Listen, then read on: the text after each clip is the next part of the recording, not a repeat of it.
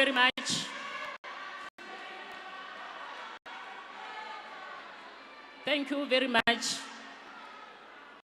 I'm now going to request the Secretariat to read the next item. Thank you once more, Madam Speaker. As we move to item number 8, which is election of whip of the council, I thank you. Thank you very much. Again, I'm going to take hands for the nomination of the whip of the council. I see the hands of Councillor Malope.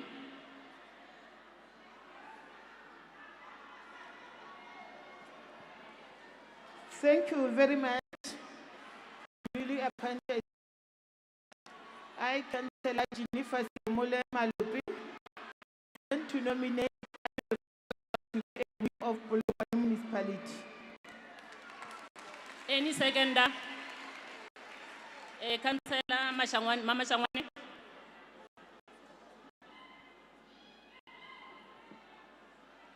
Thank you, the newly elected Speaker. I stand to second the nomination of Councillor Adolf Rapetswa as the Chief Whip of Polokwane Municipality. Thank you very much. Councillor Adolf Rapetswa, are you accepting the nomination? Thank you very much, Honorable Speaker. I do accept the responsibility. Thank you, Councillor. Is there any nomination for the whip of the council? Any hand for the nomination of whip of the council? If there is no anyone, I'm going to count to 5. If there's no anyone, then we proceed. 5, 4, 3, 2, 1, done.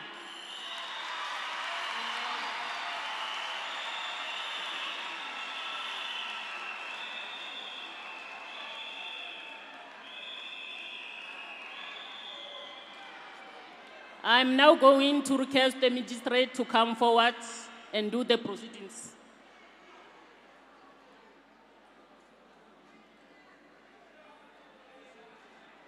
Councillor Adolf Rapetswa, you are now declared as Chief Whip of the Council of Polokwane Municipality.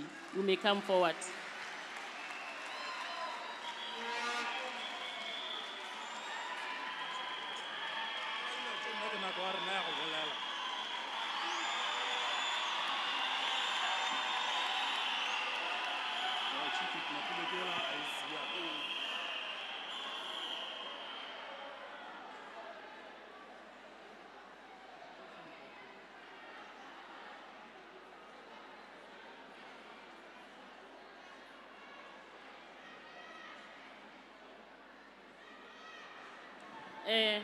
You may proceed.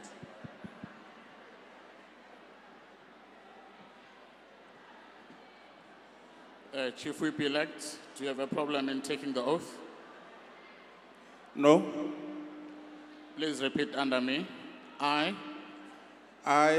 Petula Adolf Rapetswa, with the ID number 89021359444089, swear that you will be faithful to the Republic of South Africa swear that I will be faithful to the Republic of South Africa and will obey, respect, and uphold the Constitution and all other laws of the Republic. And I swear or solemnly affirm to undertake to hold my office as the Chief Whip of the Council of Polokwane Local Municipality with honor and dignity, and to perform and discharge my functions and duties conscientiously and to the best of my ability. If so, raise your right hand and say, so help me God. So help me God. Congratulations, you are the Chief Whip of Council of Polokwane Local Municipality.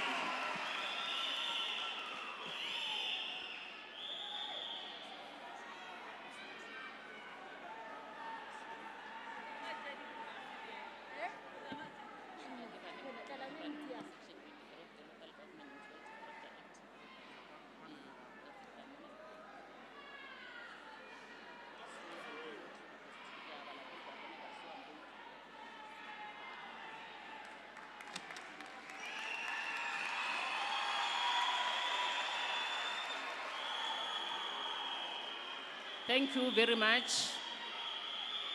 Thank you. I'm now going to request the Secretariat to read the next item.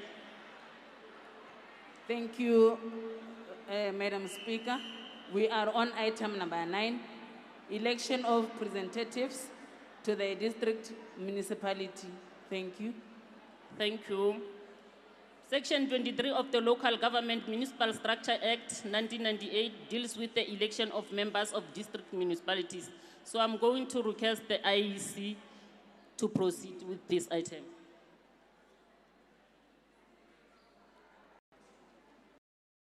IEC may come to the podium.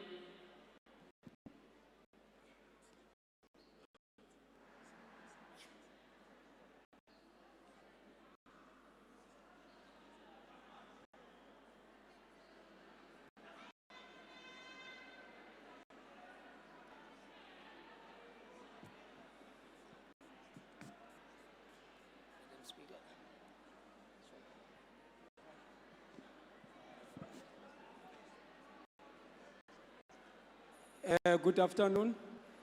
Thanks, Madam Speaker. I'm not going to waste time greeting all the categories of guests which are here. I'm just going to say all the protocol observed.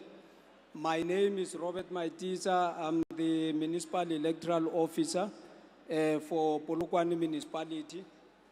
First of all, let me congratulate the new elected political office bearers of Polokwane Local Municipality for their new journey that they are entering in from today for the next 5 years. They are the drivers of this bus that we are in Polokwane Municipality. So I would like to highlight just to highlight to the congregate that the Commission has successfully delivered the 2021 local government election under unusual circumstances of COVID-19 and uncertainties. There were several uncertainties that the election will they ever take place. So in that space, the election did manage to take place and it was a success. So the elections were, however, declared free and fair on 11 of November 2021 during the pronouncement of election results. It was not only declared free and fair by the Electoral Commission, but also by both local and international observer groups. Credit goes to all the political parties and other contestants, including the voters who participated in the election. They exercised patience, tolerance, above all complied with the electoral code. The IEC would like to pass its sincere gratitude and special thanks to you, more so that we are meeting today with you to finalize the last phase of the election. The first phase of the election is completed. Today we are meeting here to finalize the last phase of the election, which is the composition of the district council through the election of local councillors to represent the municipality at the district council. This is the 60% portion of the election that has to elected today, of the councillors to be elected today to form part of the local, the district municipality council.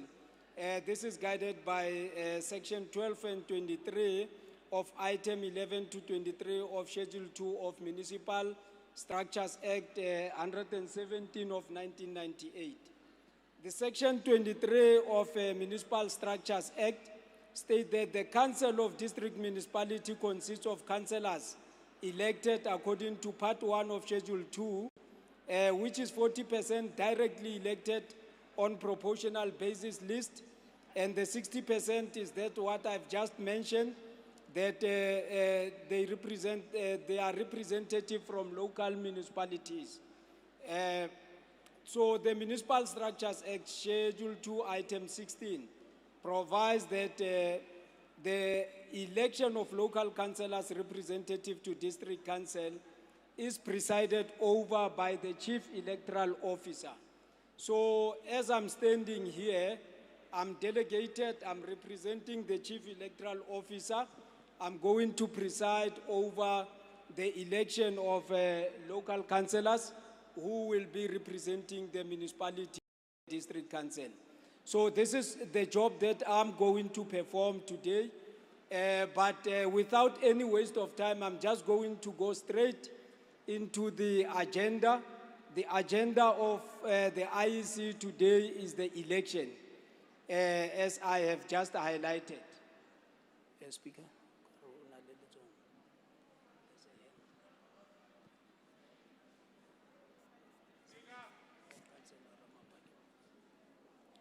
Councillor Ramapekela.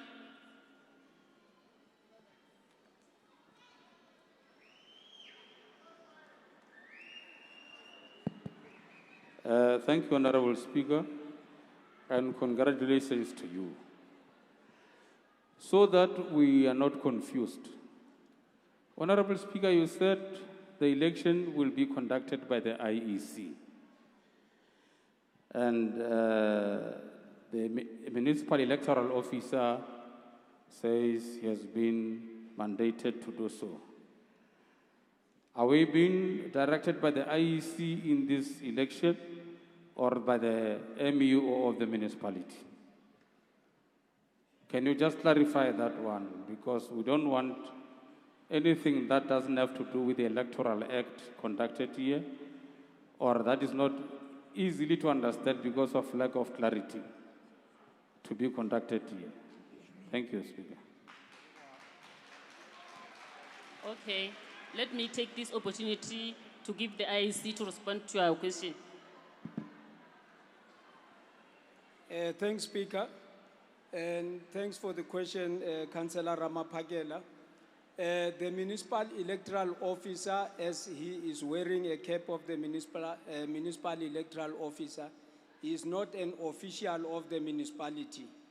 The municipal electoral officer has been appointed by in line with the Act to represent as a local representative, to represent the municipality on all other electoral matters.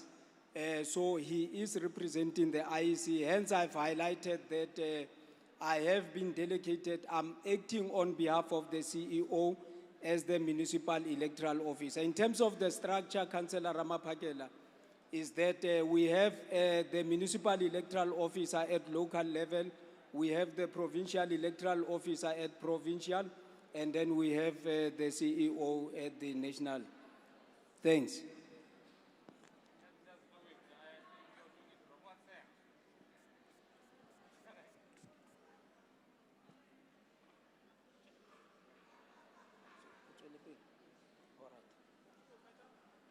Okay, thanks, Councillor Ramapakela, and thanks, Speaker, for allowing me to clarify.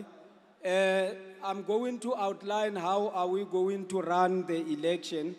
The election are going to be run in terms of the Municipal Structures Act.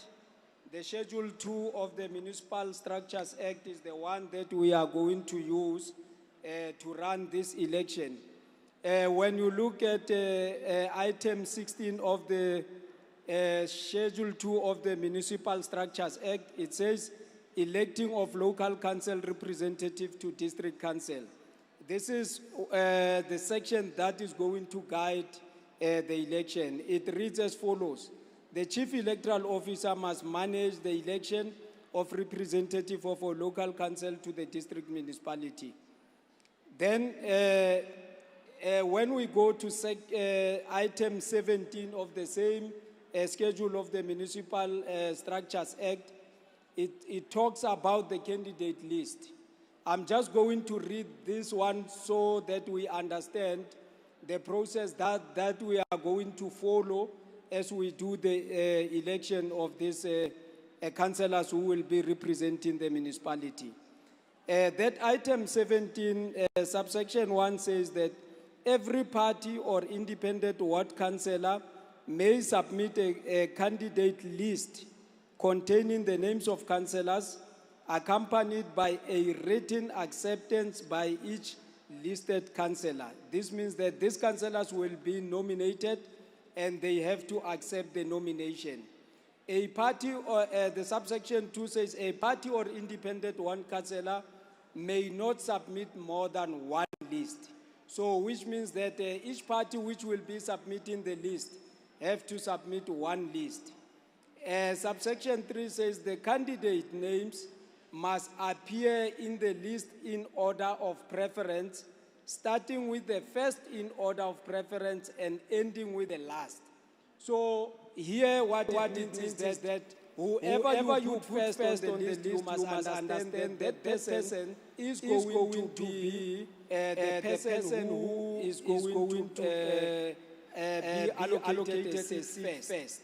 Then the subsection 4 says the name of a councillor may appear on one list only. So you may not be nominated more than one list. Subsection 5 says that every party or independent one councillor must seek to ensure that 50% of the candidates on the candidate list are women, and that women and men candidates are evenly distributed. So as and when we are nominating the councillors to serve the municipality under the party's care in the district council, we have to take that into consideration. And then I just want to highlight the other point here, that there may be a need for coalition. Some parties may need to go on coalition in submitting the list. So I want the honorable councillors to understand the following, that coalition to the parties, the councillors must note that only the party whose name is on the list is the one which can process the PR replacement in future.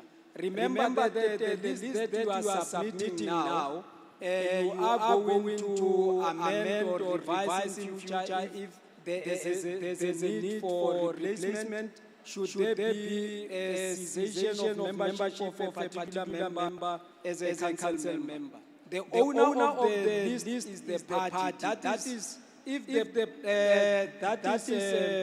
for example, if list is for party A, but the names of councillors on that list are for party A, B, and C, then party B and C will never submit any PR replacement, even if the candidate who's being replaced is from that particular party. Party A is the only one that can submit replacement documents, and they have power to put any candidate for the replacement. So this is very much important for the political parties, and that when you submit the list, if you decide to go on coalition, you need to understand that whenever there is a replacement, whether the member comes from your party, you will have to talk to the party which the list is submitted in their name. So on that note, Madam Speaker, I'm going to pause here, and as I pause, I'm going to give the political parties a chance to go and caucus, to go and compile their list, and then they will be given some forms. I will request that each political party which want to submit a list will be given a form which they have to mention the names of the councillors that they would want them to represent them in the district council. So as a result, I'm going to convene. I'll give you 15 minutes for you to caucus. Thereafter, then I'm going to reconvene to see how many parties have submitted their list. Then we can see if we continue with the election.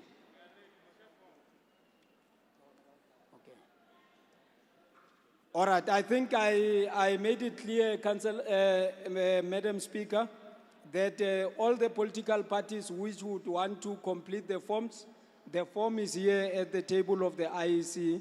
You go and collect the form. I'm giving you 15 minutes to caucus. Thereafter, then we are going to continue with the election. Now the time is 12:35. then which means that after the 15 minutes from 12:35, we are going to reconvene. Thanks, Madam Speaker.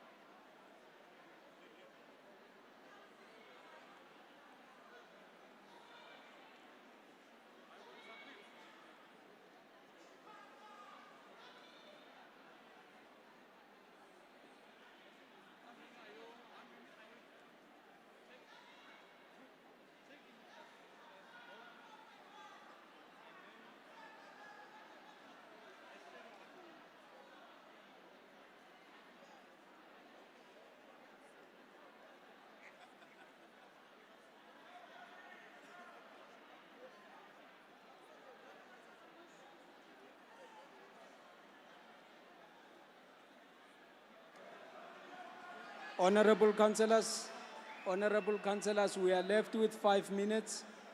We are left with 5 minutes to the time that we have set.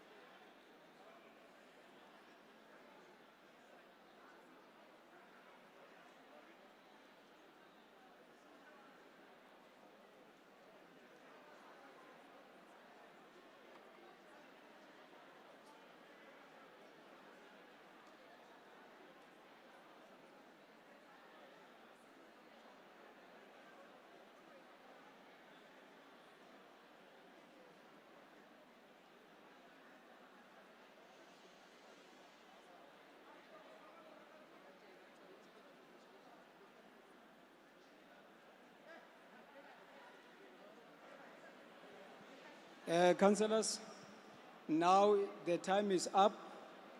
The time is up for submission of lists. The time is up for submission of lists.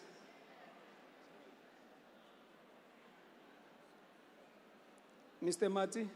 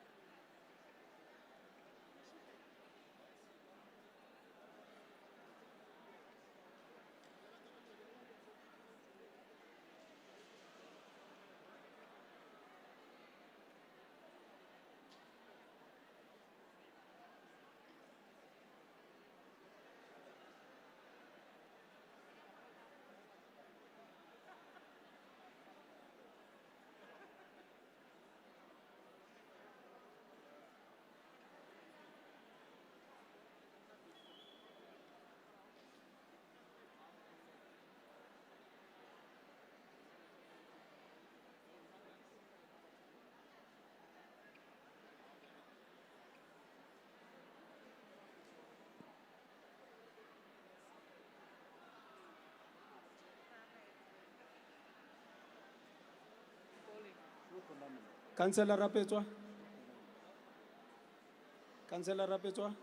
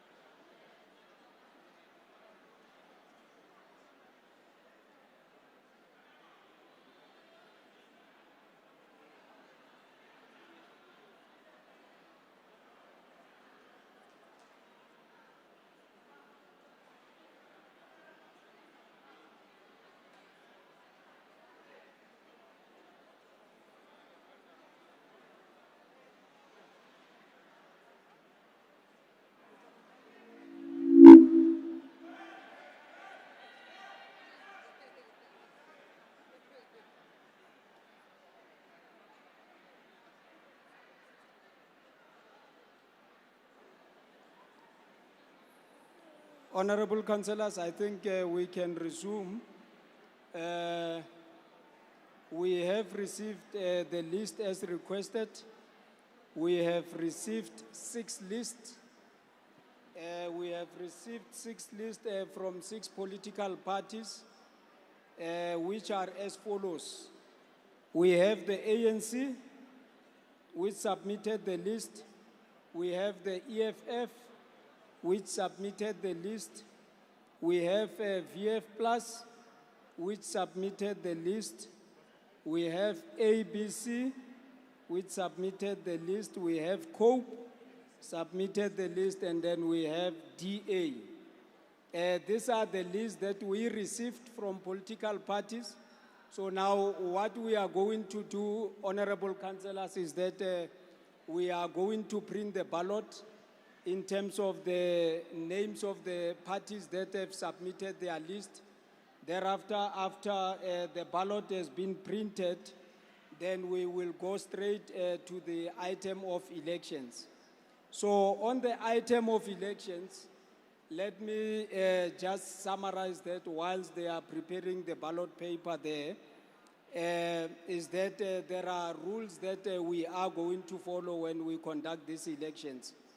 Number one, as the IEC, we have the voters' roll.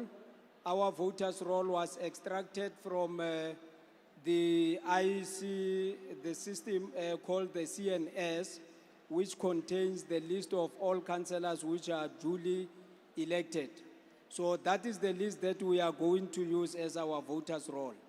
For a councillor to be eligible to vote, he or she must produce an identity document. So on production of an identity document, we are going to scratch your name from the voters' roll to make sure that you don't vote more than once. The other thing is that only councillors are allowed to vote. No other person other than a councillor will be allowed to vote. Voting will take place in a secret. We are going to set up the voting station, put the voting booth and the ballot box.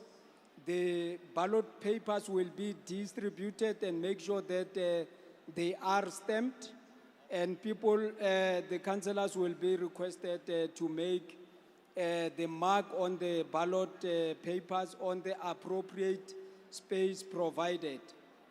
For the efficiency of this vote, to make sure that you maximize the number of seats that you are expecting, please just make sure that you don't spoil the vote. You tick on the appropriate space, then your vote should be an eligible one. Councillors will be allowed only one vote.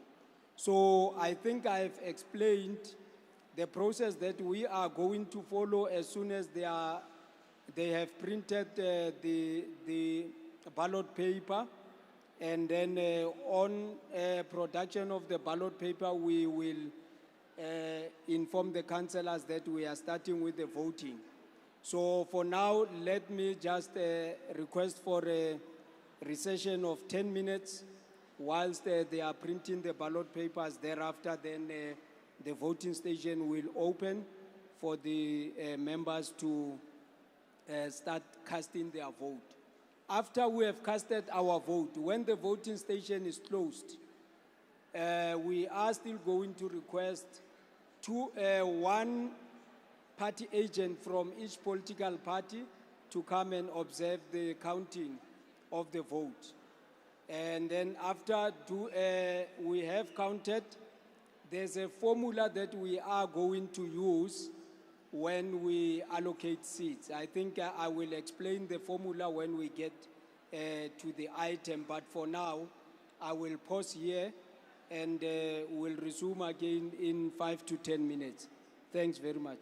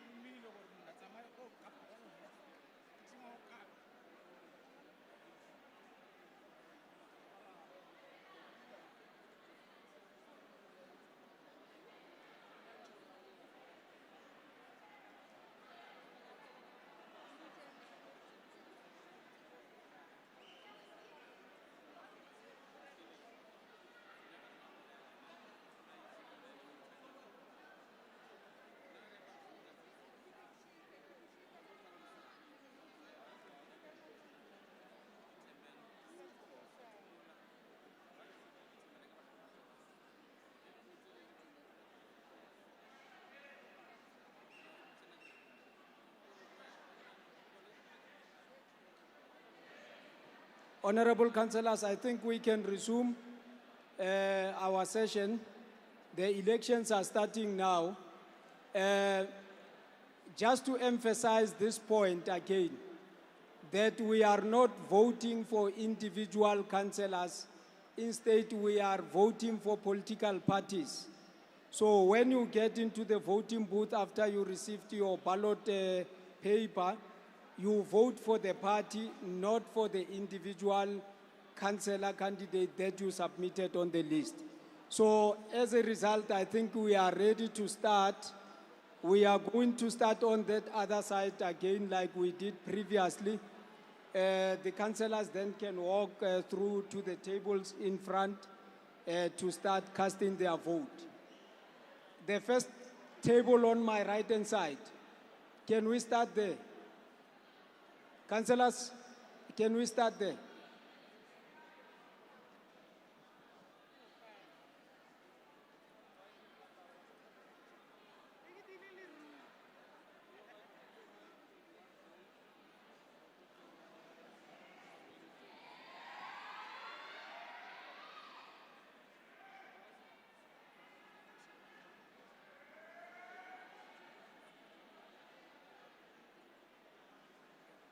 Okay, the other thing, you make only one cross on the ballot paper. We make only one cross for the political party of your choice.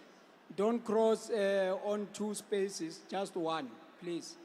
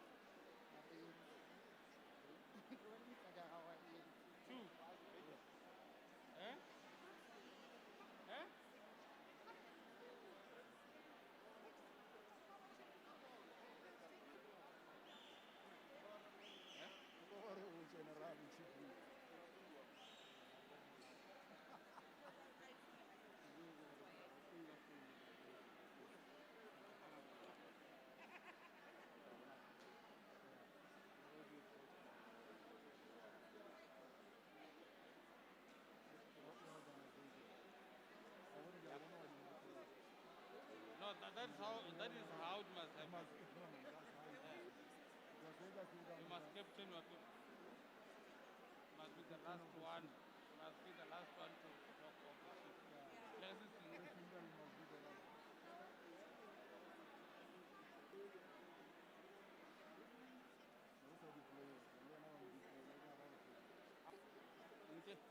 consider how's it? Yeah, we are going to vote.